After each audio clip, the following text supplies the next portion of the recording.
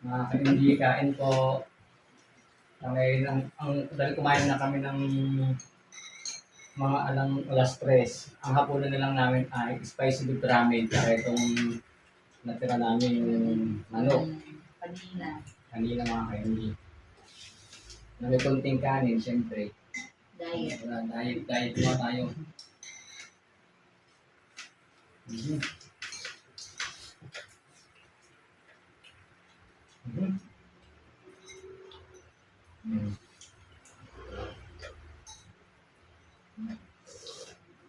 Kukuha tayo ng kalamansi mga ka-MG.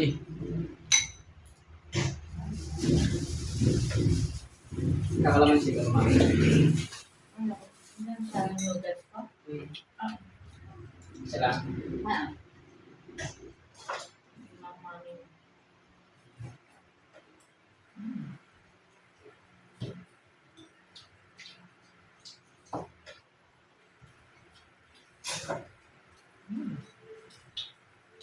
Alam niyo ba mga ka-MG, ang ramen masarap nilalagyan ng kalamansi. Kasi ito ay pang style ng ramen na to na spicy beef. Parang ito yung sabaw ng goto.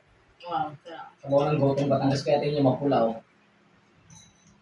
Ano, pakita natin sa inyo mga ka-MG.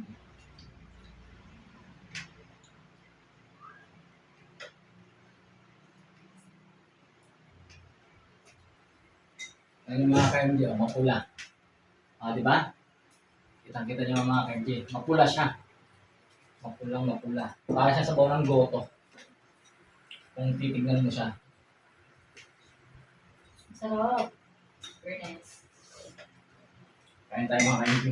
Medyo mainit lang.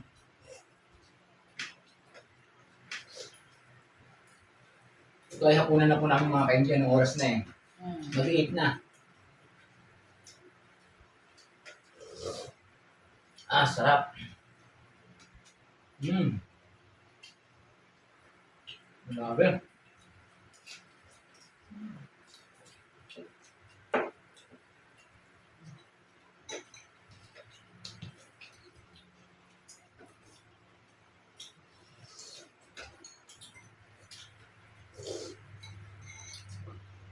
Nga pala, shoutout sa mga followers ko. Hindi ko na kayo isa-isahin dahil sa dami nyo, hindi ko na kayo maisa-isa. Shoutout ko na lang kayo sa mga followers at sa mga engagement ko. Dahil yung engagement ko ngayon ay sa mga magpo 4,000 na ang engagement ko ngayon dahil sa inyo mga ka-followers ko. Dahil sa mga nag-i-engage nyo sa akin. Mm-hmm. Ito. No. Yan. Grabe naman yung McDo na yun. Siguro na ba yung nagdulo nito mga ka-MG? May buhok pa yung manok eh. Ito po.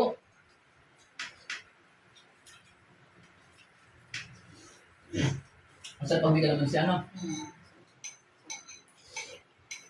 Ah, grabe.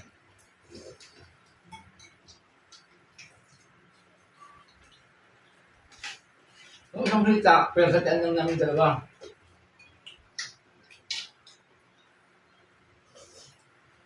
Ah. Medyo maanghang lang namin. Oo, gusto mo na agad yung sabaw, no? Dati, gutom na ako.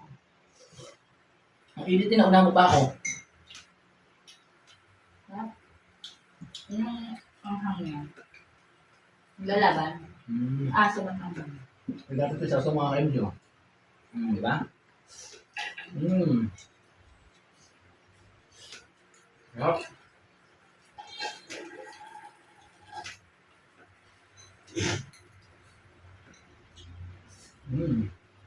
Ano kami, di masarap kumain talaga pagkasabay mo partner natin.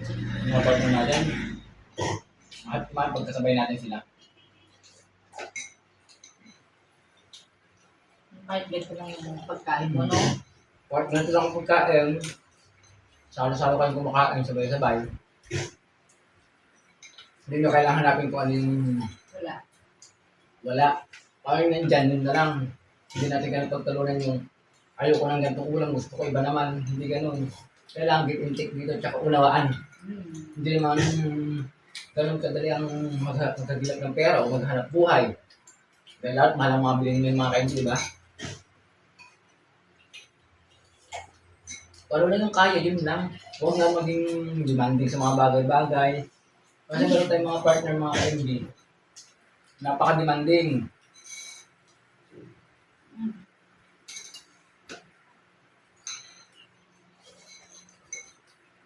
Kaya gusto ko yung gustong luho na ibigay. Kawawa naman yung partner nilang lalaki na gagawa ng paraan. Halos hindi alam kung saan kukuha ng pera.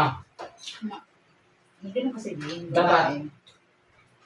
Tayong mga boys, ang hanapin natin mga babae, yung mamahalin tayo kung ano lang meron tayo. Hindi tayo mamahalin dahil sa pera natin.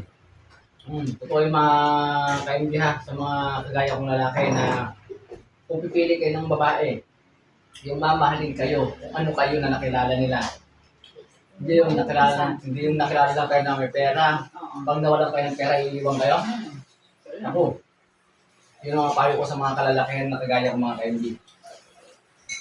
Talagang mo na nawala. Hmm. Sa una pa lang. Para hindi siya, hindi babae, hindi maghanap sa'yo na, hindi niya hanapin sa'yo na, nasa na yung dati mo, ganito, ganyan. Ganyan, wala ka nang Dapat, ganyan. una pa lang, mamahalin ka na niya. Yung walang-wala. Yung walang-wala Kasi ka. nakikita kung Dahil ang tunay na babaeng nagmamahal ng totoo, yung mamahalin ka kahit walang-wala ka. Kasi yung babae na pag wala kang maibigay sa kanya, ang kikik yan.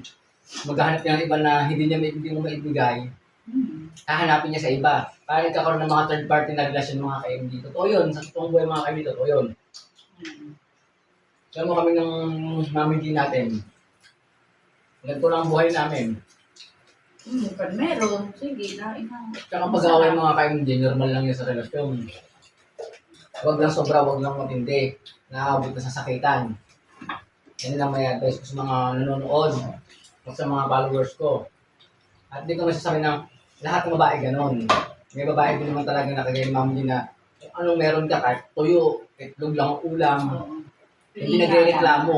May babae kasing napaka-arte at saksakan ng arte mga ka-MD. Maniwala kayo sa akin. Oo.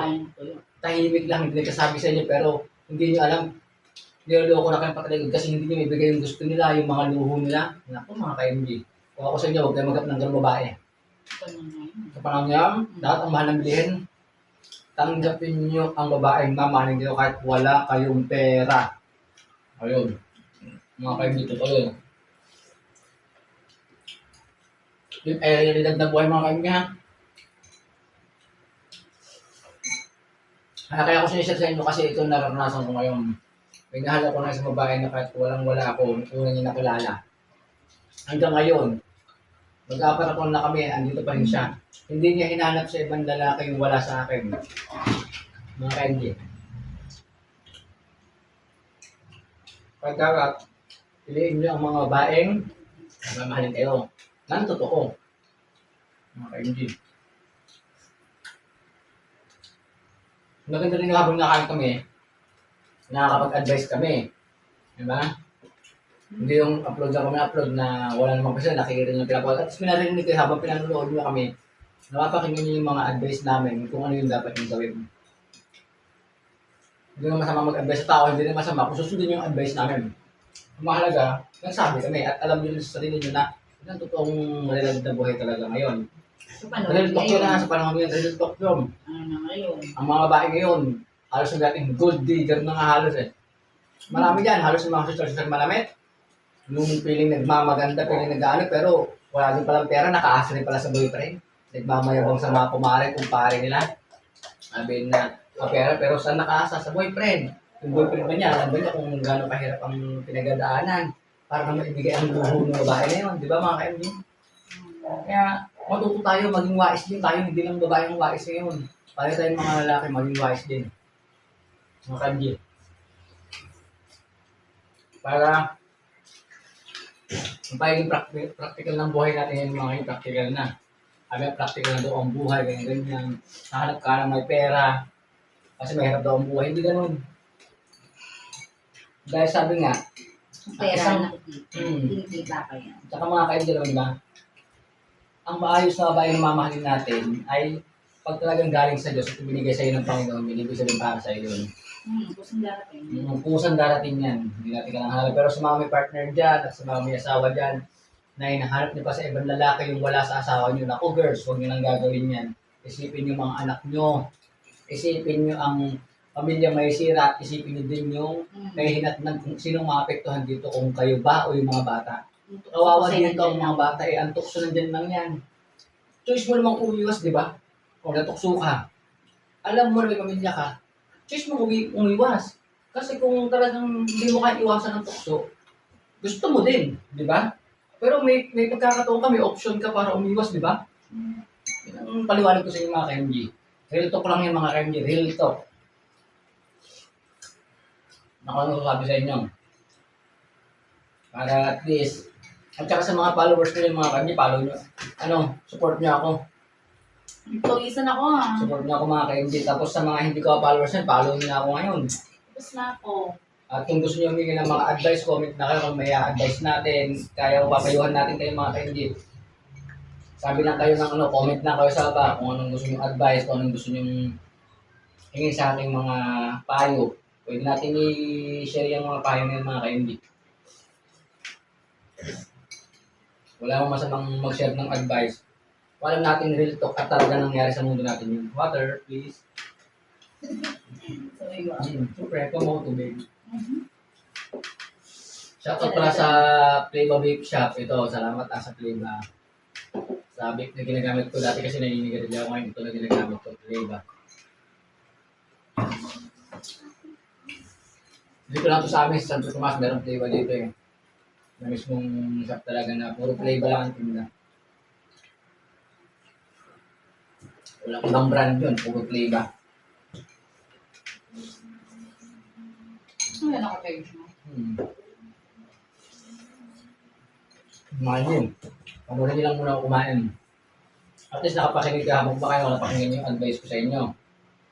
Alam niyo namang real talk yun at nararanasan na rin natin yan sa mga nangyayari, lalo yung mga partner natin ay ganun talaga.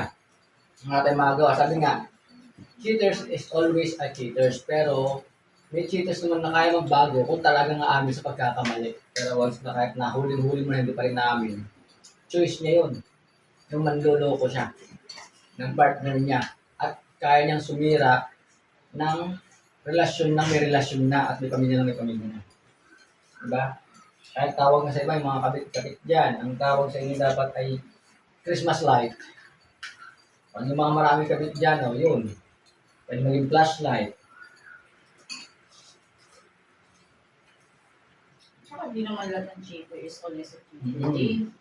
Meron kasing time na, Meron meron nagbabago. kasing cheater na talagang kahit sabihin mo na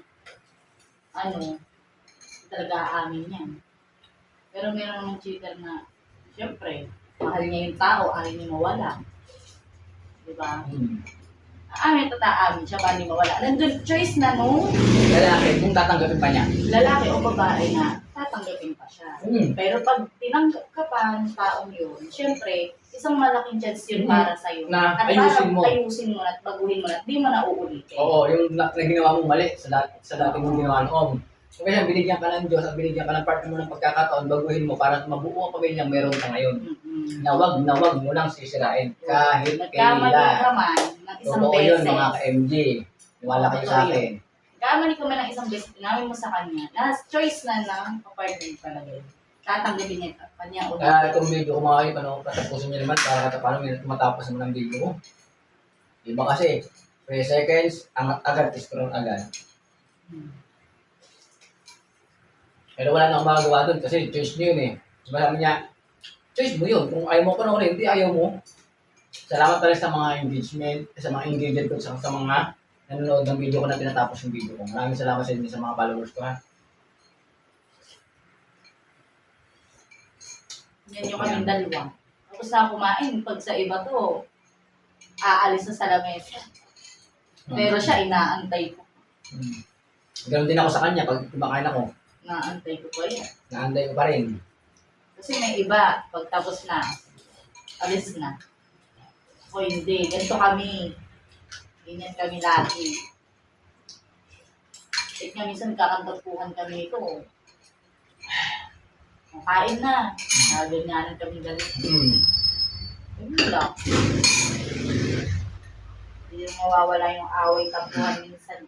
Pero pag ang isa sa akin naghainan na, nag-imikan na, okay na yung, hindi kami nagsasabi ng sorry, ganyan. Lalo na to, hindi ko na rin hingi ng sorry. Pasensya na. Pag ito ay gumalaw at umiwigan na sa akin, alam ko na yun, okay na kami. Ganyan lang, ganyan lang kami. Wala nang perfect na. Tapos na kami. Tapos na kayo mga ka-MG, maraming salamat sa panonood at sana sundin niyo yung mga advice ko, yung mga nakaka-relate at saka yung mga naniniwala sa advice ko. Dahil totoo naman talaga nangyari mga ka-MG. Bagay kaya kayo nang bahala kung gagawin nyo. Kaya sige, hanggang dito lang mga ka-MG ang aking video at saka yung dahil tapos na naman kami kumain. Kaya lang ako nag-video ngayon ng routine namin ni Mami G kasi nga para makapag-suggest din ako sa inyo na tungkol sa mga ganyan. Kasi ito nangyari sa buhay natin ngayon sa relasyon eh. Yung lokohan. Lokohan. Hanggang ngayon, dito pa rin, hindi pa Mas na. matindi nga ngayon. Mas matindi pa nga ngayon eh. Halos, hindi pa rin nakukonti dito sa partner nila. Kasal na, niluloko pa nila. Ay nako, di dapat di nga nagpakasal mga kaibigan, di ba? Kung lulukohin mo ng partner mo, Gastos ka pa. gumastos ka pa. O, di ba mga kaibigan? Kaya mga kaibigan, maraming salamat ha. Hanggang dito lang ang ating video. Alright.